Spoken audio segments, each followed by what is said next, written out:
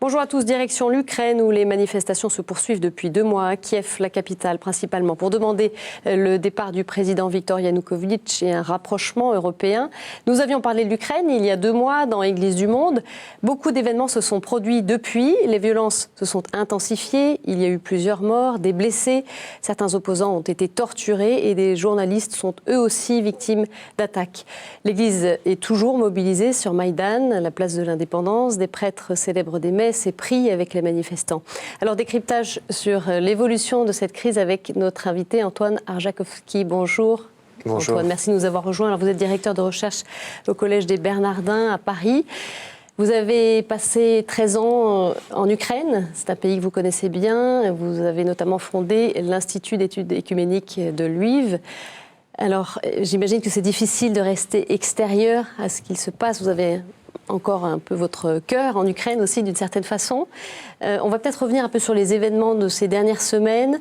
Les choses ont pris une tournure assez violente. On a vu des images violentes, des scènes presque apocalyptiques, j'allais dire, le mot est peut-être fort, vous me direz, qui est contrasté avec les débuts de cette contestation. Est-ce que la crise, elle a pris un tournant aujourd'hui ? C'est sûr, c'est la première fois depuis la chute du mur de Berlin qu'on assiste à des cas de mort. Oui. Finalement, la sortie du communisme s'était faite sans effusion de sang.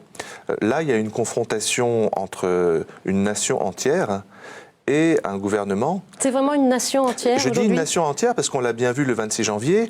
Il y a une quinzaine de régions qui a tout simplement mobiliser les différents bâtiments de l'État, les préfectures, on pourrait dire. Et là où c'était pas possible parce qu'il y avait trop de policiers, il y a eu des manifestations énormes à Donetsk, à Dnipropetrovsk, à Kharkov, c'est-à-dire ces régions orientales. Ouais, et quand on fait des sondages, on se rend compte que la popularité du président de la République, Viktor Yanukovych, est en dessous de 5%. Donc, oui, je pense qu'on peut parler d'une nation entière qui est vraiment déterminée dans sa lutte et qui ne veut plus un gouvernement de corruption. On a vu qu'en quelques mois, la famille du président Yanukovych est devenue multimillionnaire en euros. Bon, alors le fils est dentiste, je comprends qu'on puisse gagner de l'argent en soignant des dents, mais là, il est devenu richissime et il a commencé à prendre tous les moyens de l'État, et y compris des prêts qui sont donnés par les institutions internationales. Donc, quand la corruption est à ce niveau-là, on imagine qu'à tous les échelons de l'État, on se retrouve dans une situation encore pire. Donc oui, il y a un véritable tournant. On assiste aujourd'hui à une nouvelle étape, finalement, dans la sortie du communisme. Aujourd'hui, il y a une vraie confrontation. On pensait qu'on en était sorti, mais non. On pensait qu'on en était sorti, mais on se rend compte que dans les mentalités, il n'y a pas eu de lustration, comme ça s'est fait en Pologne ou en Tchécoslovaquie, c'est-à-dire de jugement par rapport aux anciens responsables des services secrets. Donc ça, il n'y a pas eu en Ukraine, ce qui fait que c'est toujours ceux qui envoyaient les gens au goulag qui se retrouvent toujours en poste. Il n'y a pas eu ça. Et on se rend compte que les structures de l'État sont restées soviétiques. N'avaient pas été assainies en quelque sorte. N'ont pas du tout été assainies, ce qui fait que l'économie est devenue corrompue. Et je dirais que voilà, les églises elles-mêmes ont du travail à faire pour essayer de faire un travail de repentir par rapport à la période soviétique. Les églises gréco-catholiques et catholiques romaines ont été persécutées au même titre que les églises orthodoxes et ont connu une période un petit peu de remise sur pied. Et aujourd'hui, elles veulent aller plus loin en disant voilà, il y a aussi des églises qui ont été proches du pouvoir, et notamment l'église orthodoxe. Et il s'agit de bien comprendre si, pendant la période soviétique, il n'y a pas des choses où l'église orthodoxe est allée trop loin dans la collaboration avec l'État. Ce travail-là de mémoire, il est essentiel pour créer un État de droit, une société juste et surtout une confiance entre les pouvoirs publics et la population. Et bien entendu que pour ça, il faut des forces morales. Et les églises sont justement les forces morales qui rendent possible de réaliser cette résistance dans la paix. Alors, l'Église, on le disait, est très active sur Maïdan, notamment l'Église grecque catholique.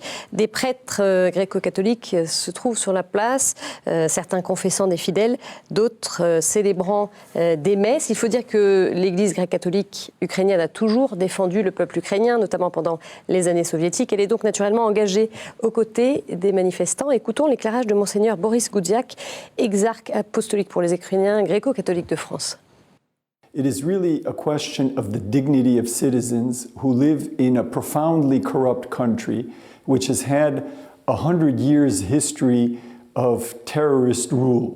This understanding of the people who no longer are campaigning for or against a political figure or party, but are speaking on principles, is what explains the strength and the peacefulness of this demonstration for so many weeks. And we Christians and the Church, in social circumstances, is called to witness to the truth and to human, God-given dignity. Alors ça nous surprend évidemment, nous, vu d'ici, de France, de voir cette présence de l'Église sur Maïdan. Elle a ce rôle, un rôle à jouer, c'est ce que vous dites. Oui, moi je suis frappé par le fait que l'Église grecque catholique ukrainienne arrive à trouver le ton juste pour à la fois, et ça a été le même cas pendant la Révolution orange en 2004, dire l'homme est créé à l'image et la ressemblance de Dieu, il a donc des droits à défendre. Et en même temps, ces droits à défendre, et le cardinal Gouzar, qui est très actif dans cette nouvelle phase de l'histoire ukrainienne, le cardinal Gouzar insiste beaucoup pour dire que ça doit se faire dans la paix. Il y a vraiment, il y a des références. C'est l'ancien primat, le cardinal L'ancien Gouzar. primat de l'Église grecque catholique ukrainienne, et l'actuel, l'archevêque Shevchuk, c'est la même chose. Mais je dirais que Gouzar, du fait de son âge, du fait de son expérience, il a une très grande autorité morale.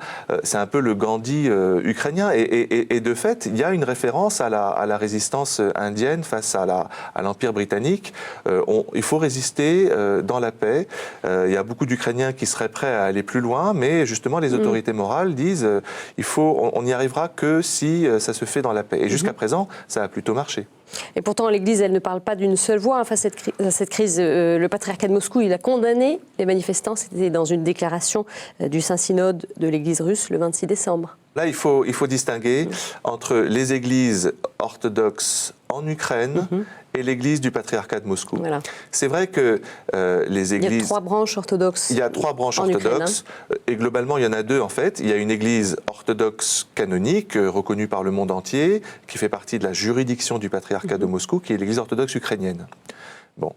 Et puis, il y a une autre église orthodoxe qui, à partir du début des années 90, a voulu défendre l'autocéphalie, c'est-à-dire la capacité d'élire son propre patriarche et ses propres évêques, et surtout de célébrer en ukrainien. Et le malheur, je dirais, pour cette église, c'est que c'est l'ancien représentant de Moscou, le monseigneur Filaret, qui a fait ce choix et qui, du coup, n'a pas pu avoir de reconnaissance puisqu'il a finalement tourné kazakh. Bon, donc ces 2 églises sont importantes. Il y a 25 millions d'orthodoxes en Ukraine, et je dirais qu'en termes de communauté, elles sont à peu près équivalentes. Bon, donc on ne peut pas mettre de côté plusieurs millions d'Ukrainiens. Et alors, l'ensemble des églises orthodoxes et l'ensemble des églises tout court ont clairement pris position dès le 15 décembre pour dire qu'elles sont en faveur du dialogue, de la reconnaissance des souffrances vis-à-vis des pauvres manifestants qui ont été tabassés. Et il y a un troisième point dans leur accord, dans leur consensus, c'est de dire qu'il faut reconnaître l'intégrité territoriale de l'Ukraine. Bon. Et ça n'a pas été entendu par le patriarche Cyril de Moscou, qui, sans l'accord du métropolite Vladimir, manifestement, qui est le chef de l'église orthodoxe ukrainienne dépendant du patriarcat de Moscou, a fait une déclaration effectivement le 26 décembre qu'il a fait signer à certains membres du synode en disant nous sommes contre ces manifestations, nous considérons que ça va contre le sens de l'histoire, que le sens de l'histoire c'est de se rapprocher du monde russe. Il a toute une doctrine autour du monde russe où il inclut l'Ukraine et où donc il pense que l'Ukraine doit rejoindre la Russie dans un schéma donc théologico-politique qui est la base de cette union eurasiatique voulue par le président Poutine. Donc là, je dirais que c'est là qu'on voit que l'Église orthodoxe ukrainienne, elle est prise en étau entre d'un côté Moscou qui ne comprend pas la situation, manifestement, et qui ne tient pas compte de la position de l'Église orthodoxe ukrainienne. Et d'un autre côté, ceux qui en Ukraine veulent aller encore plus loin et veulent couper tout lien avec les églises, le patriarcat de Moscou, et voudraient idéalement se faire reconnaître par le patriarche Bartholomé de Constantinople en disant l'église orthodoxe dans la Rousse de Kiev, elle a reçu le baptême de Constantinople et pas de Moscou. Et ça, on l'oublie souvent. Et je pense que c'est un des malentendus qu'il s'agit de bien clarifier parce que finalement, on pourrait faire l'analogie entre la Russie et l'Ukraine, un petit peu, toute chose égale par ailleurs, entre l'Église de France, la France, et l'Italie. C'est comme si, aujourd'hui, la France disait « nous réclamons » que Rome fasse partie du territoire national français parce que nous avons reçu notre foi de l'évêque de Rome. C'est un peu ce que disent aujourd'hui le président Poutine et le patriarche Cyril en disant nous avons reçu notre foi de Kiev et nous voudrions que Kiev fasse partie de l'espace russe et de l'Union eurasiatique. Là, les Romains, et ils l'ont dit à Napoléon au XIXe siècle, ont dit mais il est possible de former une famille chrétienne commune et néanmoins d'avoir deux États et deux églises distinctes. Je reviens un petit peu aux manifestants. On a entendu parler ces jours-ci, peut-être qu'il y aura des clarifications également à faire sur ce terrain-là. On a entendu parler de la présence d'ultranationalistes. Est-ce que c'est vrai? Voilà. Qui sont les gens qui manifestent sur Maïdan aujourd'hui? Je crois que c'est important effectivement de revenir sur ce point parce que il y a des intellectuels ukrainiens, je pense à Miroslav Marinovitch par exemple, qui disent ça suffit de parler. Le recteur de l'université catholique. Le vice-recteur de l'université catholique d'Ukraine et surtout quelqu'un qui est un petit peu une autorité morale en Ukraine puisqu'il a passé 10 ans dans un camp de concentration pour défendre les droits de l'Ukraine à l'époque soviétique. Donc c'est quelqu'un d'assez respectable. Et il a tapé du poing sur la table récemment pour dire ça suffit de parler des nationalistes ukrainiens. Tout simplement, ceux que vous appelez les nationalistes, ce sont des gens qui veulent défendre l'intégrité territoriale de l'Ukraine.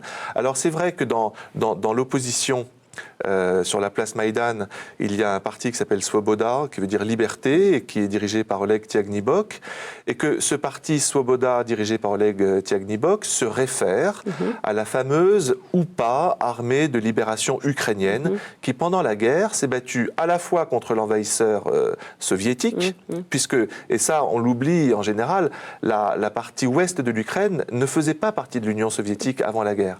Donc ils se sont fait envahir par les soviétiques en 1939, et ça a été une répression très dure. Et donc, quand les Allemands sont arrivés, forcément, ils les ont accueillis en libérateurs. Mais quand les Allemands ont voulu à nouveau les opprimer, ils se sont opposés également au pouvoir nazi. Donc, je ne cherche pas à faire l'apologie de l'UPA, mais néanmoins, voilà une sorte de résistance qui a été opprimés par deux régimes totalitaires. Et nous, en général, on a eu tendance dans notre historiographie à choisir l'un contre l'autre. Quand on est sur place, on se rend compte que c'est un courant patriotique qui défend l'intégrité territoriale de l'Ukraine, qui n'a pas appelé à la violence, qui a été élu démocratiquement à Lviv au municipal en 2010 et qui depuis s'est tenu de façon tout à fait démocratique à la vie parlementaire. Donc je crois qu'il faut les appeler des patriotes et pas nécessairement plaquer un schéma où quand on pense aux nationalistes, on pense à des gens qui n'ont aucun respect de la démocratie, ce qui n'est pas le cas. Est-ce qu'il y a quand même dans cette base de contestation un certain durcissement? Est-ce que certains manifestants sont prêts à être plus radicaux, plus violents? Alors, pour l'instant, là aussi, je dirais qu'il n'y a pas eu de prise d'armes de la part des radicaux. Or, enfin, de la part de ceux qu'on appelle les radicaux. Or, ils pourraient, ils auraient pu. Ça fait depuis 2 mois qu'ils sont dans le froid, leurs revendications n'ont pas été entendues. Il y a eu des cas de mort, il y a eu 5 personnes qui ont été tuées, il y a eu plus de 300 blessés, et souvent des blessés graves, il y a eu des cas de torture, et je trouve admirable que jusqu'à présent, ceux qu'on appelle les radicaux, eh bien tout simplement, ils ont occupé des locaux, ils ont occupé la place Maïdan, et ils n'ont pas cédé au chantage du président Yanukovych, qui proposait de libérer les prisonniers en échange de la libération de la place Maïdan, ce qui est un chantage ignoble. Donc je dirais que moi je suis très admiratif au contraire par rapport à ces gens que je considère certes très déterminés et en même temps jouant tout à fait jusqu'à présent le rôle de la démocratie. On va revenir à quelques semaines en arrière avec les fêtes de Noël qui ont eu cette année une tonalité particulière, place Maïdan, comme nous l'explique cette Ukrainienne. Une chose unique qui s'est passée cette année sur Maïdan, sur la place d'indépendance de l'Ukraine, à la ville de Kiev, c'est qu'il y avait une messe réunis ensemble, qui a réuni les catholiques, les gréco-catholiques de l'Ukraine et les orthodoxes. C'était quelque chose d'unique parce que les confessions différentes ont célébré la fête ensemble avec le sentiment très spirituel et avec le sentiment de l'unité du peuple et de la tradition de Noël. J'aimerais aussi attirer l'attention à un phénomène qui est très important pour la tradition de Noël en Ukraine. Ce sont des vertèpes. C'est une scène théâtralisée de la naissance de Jésus. Ce qui est très intéressant cette année, c'est que les nouveaux héros ou personnages ont été introduits. Et justement, à travers cette scène théâtrale, les Ukrainiens ont pu voir les personnages comme Berkut, c'est-à-dire les policiers qui attaquaient les gens sur Maïdan justement pendant la manifestation du peuple très paisible, et aussi par exemple les fonctionnaires qui sont très corrompus. Ça montre d'une manière satirique un peu une des problématiques très actuelles pour l'Ukraine, et ça permet de voir quels sont les problèmes actuels pour l'Ukraine. Et ce qui est très important aussi, c'est comme Noël, c'est une période de réflexion spirituelle très profonde. J'espère vraiment que pour certains gens, ce sera un peu une réévaluation des valeurs spirituelles et des valeurs chrétiennes. Un commentaire, Antoine Arjakovski, il se passe quelque chose de l'ordre du spirituel en ce moment à Maïdan? Oui, pour moi, c'est nécessairement spirituel parce qu'il faut trouver les ressources morales pour pouvoir résister face à un régime qui est capable du pire, qui est vraiment... on voit tous les cas de torture, d'enlèvement, de non-respect, de mensonges. Il faut trouver des forces. Et c'est vrai que les églises, qu'elles soient catholiques, protestantes et orthodoxes, sont assez présentes. On l'a vu avec cette chapelle place Maïdan, mais on le voit à Lviv, avec ces vertèpes, avec cette présence de prêtres qui sont là et qui racontent qu'il y a des confessions dans la rue où les gens se livrent et où les gens disent des choses tout à fait extraordinaires puisqu'ils sont prêts à donner leur vie. Moi, je suis en contact avec mes étudiants de l'Institut d'études écuméniques de Lviv et qui écrivent leur journal, qui écrivent des blogs et qui disent nous n'avons pas le choix, nous sommes prêts à défendre notre patrie au prix de notre vie.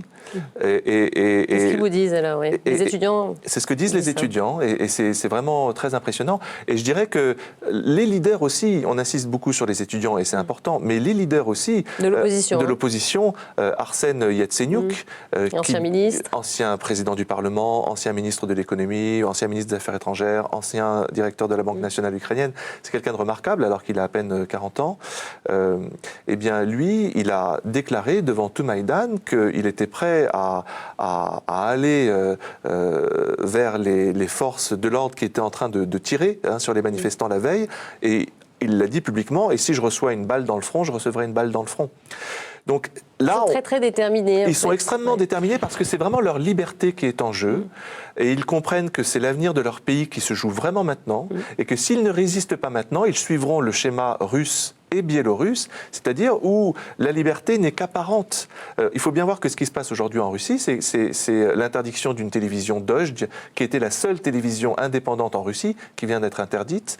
Les sites internet maintenant sont interdites pour cause d'extrémisme. Il n'y a même pas de jugement. On dit que tel site est extrémiste et on l'interdit.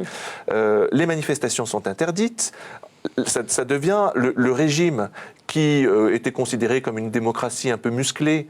La plupart des experts admettent que c'est vraiment devenu plus qu'une dictature, que ça se rapproche d'un régime totalitaire. Il faut le dire. Donc les Ukrainiens qui connaissent très bien les Russes, qui suivent la télévision russe, qui sont proches des Russes, savent que s'ils ne réagissent pas maintenant, c'en est fini de l'Ukraine, pas uniquement sur le plan économique, parce que ça fait déjà quelques années, mais aussi sur le plan politique. Donc ils résistent et je dois dire que leur combat, à mon avis, est important non seulement pour l'avenir de cette transition démocratique post-soviétique, mais est important pour toute l'Europe. Quels sont, selon vous, les scénarios possibles de sortie de crise aujourd'hui? Vous êtes inquiet, dans l'espérance. Voilà. Comment vous voyez les choses en ce moment? Alors c'est difficile parce que difficile de savoir. Parce en que fait, voilà, on n'en sait rien. C'est inattendu pour beaucoup. Le président Poutine croyait vraiment, à partir de 2015, lancer son Union eurasiatique. Il avait organisé une campagne de propagande pour dire aux diplomates européens, vous-même vous dites que l'Ukraine ne fera jamais partie de l'Europe et donc elle va faire partie tranquillement de l'Union eurasiatique, tout va bien se passer. En réalité, l'Europe, et je pense que c'est un point important, n'a jamais dit que l'Ukraine ne ferait pas partie de l'Europe, puisque l'Ukraine a été intégrée au Conseil de l'Europe en 1996. Et l'Ukraine, depuis 2008, lors de l'accord entre le président Sarkozy et Yulia Tymoshenko, était prête à signer un traité d'association. L'Europe a dit que l'Ukraine avait une vocation européenne et que ça se ferait par étapes. C'est le sens de l'histoire. C'est le sens de l'histoire et c'est comme ça qu'il faut aller. Donc ça, c'est le premier point à bien faire comprendre. Le président Poutine a deux scénarios. Il y a un premier scénario qu'il a commencé à mettre en place, qui est celui de durcir la répression en Ukraine. On sait qu'il y a plusieurs milliers de soldats russes qui ont franchi la frontière et qui ont intégré les Berkoutas. On sait également qu'il y a une campagne de propagande qui est menée au niveau international pour changer l'opinion publique et dire que l'Ukraine doit faire partie de l'Union eurasiatique. On sait aussi qu'il demande à ce que le nouveau gouvernement ukrainien soit rempli de personnes proches du Kremlin. Donc, on voit bien que... et puis, on se souvient des Jeux Olympiques à Pékin, où il y a eu une invasion de la Géorgie au moment où toutes les caméras étaient braquées sur les Jeux Olympiques. Et là, il y a des Jeux Olympiques qui se passent en Russie. Donc, il est en position de force. Donc ça, c'est le premier scénario. Et je dois dire que les faits montrent qu'on va plutôt dans cette direction-là. Il y a un deuxième scénario, pour moi, c'est que si les Européens et les Américains montraient un peu plus de fermeté, et notamment en termes d'aide et en termes de blocage de visas, de blocage de comptes en banque à l'étranger. Vous avez le sentiment que certains pays d'Europe occidentale sont complètement en retrait de ce qui se passe, qui n'agissent pas? Mais bien sûr, bien sûr. Ce week-end, il y a eu une nouvelle qui a immédiatement fait le buzz sur Internet, c'est qu'il y avait une commission qui avait été créée pour un jour proposer des dossiers à la Cour internationale de La Haye pour juger les criminels qui agissent aujourd'hui en Ukraine. C'est ça qui fait peur aux dirigeants ukrainiens. Il faut essayer de faire une pression en termes politiques, financières et économiques. Et puis surtout, je crois il serait possible qu'un jour Poutine se réveille au Kremlin et se dise qu'il y a deux voies devant lui. Soit il va rester dans l'histoire comme celui qui va empêcher la démocratisation en cours, malgré tout, des anciens pays de l'Union soviétique, ce qui risque d'aboutir à une boucherie, puisqu'on a bien vu que les Ukrainiens étaient très déterminés et que l'Ukraine, c'est pas la Biélorussie, c'est 46 millions de personnes et c'est pas non plus le Caucase. Voilà. Donc Donc soit il veut rester dans l'histoire comme un dictateur, soit il veut rester dans l'histoire comme quelqu'un qui aura rendu possible une pacification de la situation géopolitique des pays de l'ex-URSS et qu'ils reconnaissent que les gouvernants légitimes de l'Ukraine sont ceux qui, autour de Arsène Yatsenyuk, Vitaly Klitschko et Oleg Tiagnibok, sont aujourd'hui les leaders de l'opposition. Une dernière question rapidement, il nous reste 30 secondes, Antoine. Comment les chrétiens ici peuvent aider l'Ukraine ? Oui, je pense que les chrétiens, d'abord par leur prière, c'est important, et puis aussi en s'informant notamment sur tout ce que fait l'Université catholique d'Ukraine. Ça me paraît, l'Université catholique d'Ukraine, dont Monseigneur Boris Gaudiak reste le président, a un rôle de leader dans tout ce qui se passe, parce que c'est un laboratoire d'idées intègre et donc reconnu avec l'Académie Mogila à Kiev, où il y a des grandes figures comme Konstantin Sigov, par exemple. Ces deux universités font un travail remarquable en termes de soutien des élites, de lien avec la presse occidentale, et puis voilà, de travail écuménique. On voit tous les dimanches, quand il y a ces manifestations sur Maïdan, des catholiques, des protestants, des orthodoxes prier ensemble. On invite les muftis aussi, on invite les rabbins. Ça n'aurait pas été possible sans le rôle de l'Université catholique d'Ukraine. Et je crois que ces étudiants, ce qu'ils disent, et ces enseignants, ce qu'ils disent, c'est qu'ils ont besoin de sentir la présence des chrétiens d'Occident. Quand un membre souffre dans l'Église, c'est tout le corps qui doit montrer sa présence. Merci Antoine Arjakovski pour votre décryptage sur la situation en Ukraine que nous allons bien sûr suivre tout au long des prochaines semaines. Merci également à Petro Didoula de l'Université catholique d'Ukraine pour ces images. Eh bien, on va se quitter en musique avec un extrait de chant entonné par des religieuses ukrainiennes. Très bonne semaine à tous, au revoir.